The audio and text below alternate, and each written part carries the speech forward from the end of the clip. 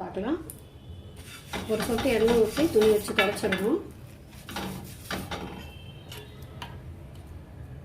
துடைச்சிட்டு கல் நல்லா சூடாக இருக்கணும்.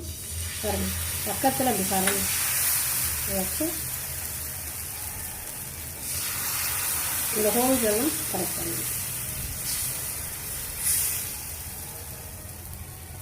மிக்சிங் நான் போட்டிருக்கேன் என்னோடய சேனலில்.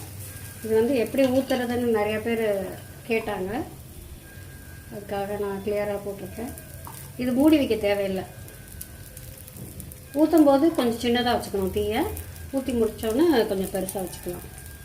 வெந்தோடனே 2 பக்கம் திருப்பி எடுத்துடணும்.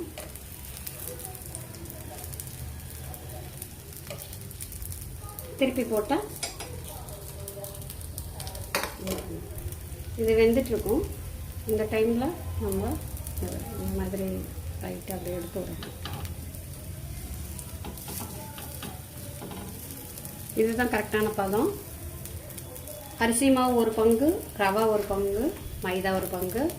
நம்ம எதில் போடுறோமோ 1 டம்ளர்னா 1 டம்ளர் போடணும். சின்ன டம்ளர்னா சின்ன டம்ளர். உப்பு, பெருங்காயம், இஞ்சி, பச்சை மிளகாய் கட் பண்ணி போட்டிருக்கேன். மிளகு, ஜீரகம் முழுசாக போட்டிருக்கேன். கருவேப்பிலை, அவ்வளோதான். தண்ணி இந்த மாதிரி வாட்டரியாக இருக்கணும். அதான் நல்லாயிருக்கும். இப்போ நல்ல ஒரு தோசை ரெடி ஆகிடுச்சு. நம்ம வேணும்னா நெய் யூஸ் பண்ணிக்கலாம்.